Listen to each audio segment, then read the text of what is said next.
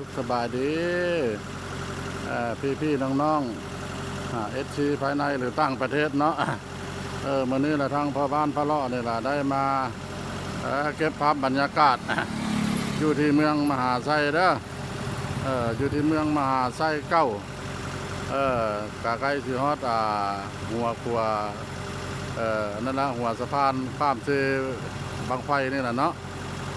เพื่อว่าสิมาจุดประสงค์ว่าสิมาเก็บภาพบรรยากาศให้ท่านผู้ชมเห็นเราสิไปเก็บภาพบรรยากาศไปเบิ้งไปเกี่ยวข้าวซอยพี่น้องเนาะได้ยินข่าวว่าพี่น้องเพิ่น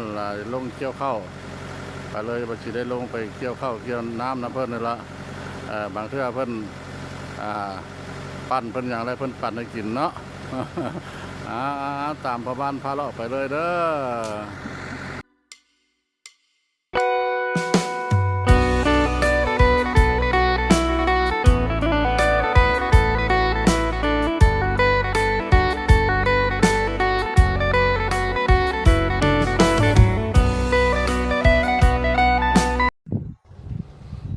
นี่มันเป็นนั่นเด้อเป็นหัวขัวมันสิข้ามเซบังไฟเสื่อมต่อไปใส่เมืองบัวละพาป้าน้ำใส่บัวทองเด้อท่านนี่แหละทางขึ้นหัวขัวอันนี้เพิ่นคือว่าคำเตือนเนาะห้ามรถบรรทุกนักเข้าขัว2-3 คันพร้อมกันเนาะอันนี้มันเป็นคือขัวฟ้าม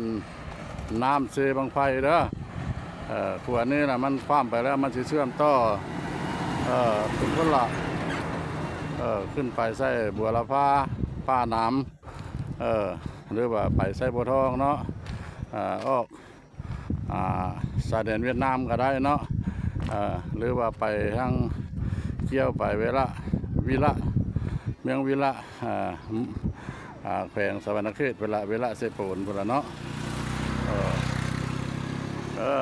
คือตอนหน้าไปนี่มันก็เป็นผู้ผ่าป้าไม้แล้วก็มันเป็นทางบริษัทเด้อ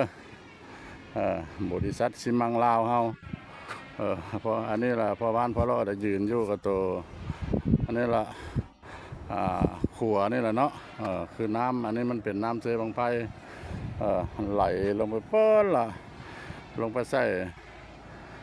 ข้ามขัวเซบังไฟไปสวรรค์เนาะแล้วก็กายลงพ้นก็ไปใส่ตกใส่น้ำของหนองบกเนาะไปแถวเส้นเมืองหนองบก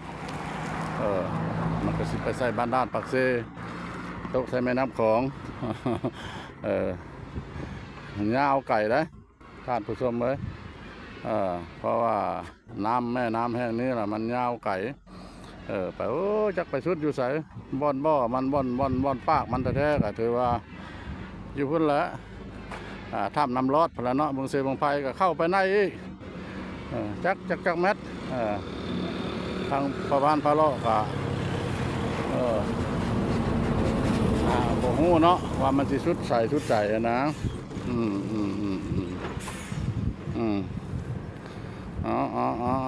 มาเบิ่งน้ำกันเด้ออันนี้มันเป็นน้ำเด้อน้ำเซบังไฟไหลลงไปบ่หยุดบ่ยั้งเพื่อละตกใส่แม่น้ำของอันนี้นะมันเป็นขัวเด้อมันเป็นขัวนี่แหละทางพุ่นมาก็คือผู้คือฝาเนาะอันนี้ขออนุญาตนำท่านผู้ชมทั้งหลายเนาะภาพมันบ่อยากสวยงามไปใดเพราะว่าฤดูนี้ปัจจุบันนี้ก็บริใกล้ชิเที่ยงเนาะอยู่ในราว11 โมงยัง11 โมงยังท่านผู้ชมเลยภาพมันก็แดดฮ้อน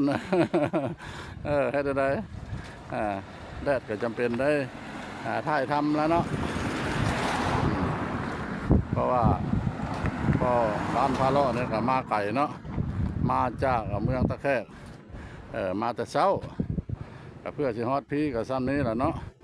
แล้วก็แวะไปธุระอีกน้อยนึงไปธุระเนี่ยก็บอกเกิน2 ชั่วโมงไปธุระส่วนตัวแล้วก็เลยมาเก็บภาพบรรยากาศให้ท่านผู้ชมเห็นเนาะอันนั้นก็คือเรือหาป่าเด้อ นี่ล่ะน้ำก็เป็นเพื่อหาป่าของคุณแม่ประชาชนน้ำนี่มันก็สิไหลขึ้นเพิ่นละไปจนถึงถ้ำน้ำร้อนเนาะน้ำมันก็เป็นสีนี้แหละท่านผู้ชมเลยเพิ่นละโพนี่แหละเข้านาแซงเพิ่นเด้อท่านผู้ชมเด้อเพิ่นทุ่งนี้เพิ่นบ่ทันได้เกี่ยวเพิ่นบ่ทันได้เกี่ยว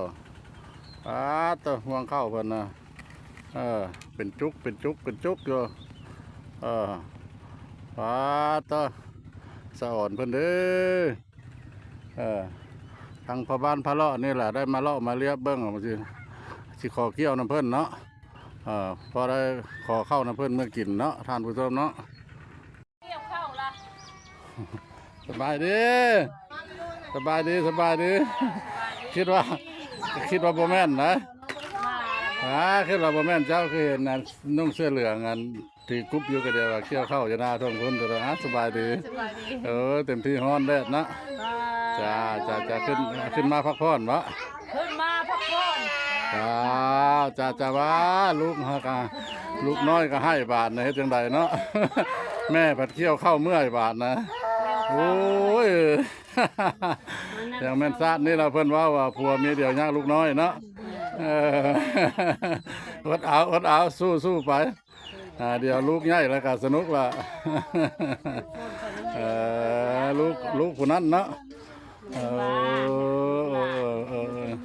น้องสาวว่าคนนี้ป้านุ่มกว่าก็คือหน้าตาคือว่าน้อยกว่าเจ้าน้องนั่นบอกจะให้ได้ผู้เฒ่ามาจับเอาเด็กน้อยใส่เป่าได้นี่ได้พุ่นเด้อรถอยู่นั่นน่ะเด้มิดเด้อบ่ให้เด้อสบายดีสบายดีพี่น้องได้มาฮอดมาถึงแล้วว่าสิมาเกี่ยวเข้านาแซงซอยเพิ่นเนาะพอได้ขอเข้านะเพิ่นเมื่อกินเนี่ยนะปัดบัวท่านเพิ่นซ้ำเพิ่นเกี่ยวหมดแล้วตัวมันแก่ย่างตัวมันบัวท่านแก่เดี๋ยวย่างเขียวอยู่นี่แหละเนี่ยแต่บัวท่านเพิ่น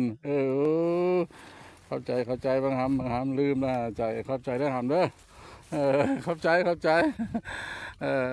ตัวมันแก่ละเพิ่นเกี่ยวหมดแล้วเนี่ยยังตัวมันเขียวอยู่เลยบัวท่านได้เกี่ยวซอยเพิ่นเราเป็นแบบนี้ละท่านผู้ชมวันนี้มันเป็นข้าวนาแซงเด้อโอ้ทุ่งมันกว้างขวางดีไปเลยหลายเจ้าผู้ผ่าป้าไม้รอบอยู่การมายืมมายามมาอันนี้แหละเนาะพี่น้องว่าสิเกี่ยวเข้านะกะสิพ่อประมาณนี้ละออกจากนี้ไปกะสิไปซอกหากินน้ำกินน้ำอยู่เนาะสบายดี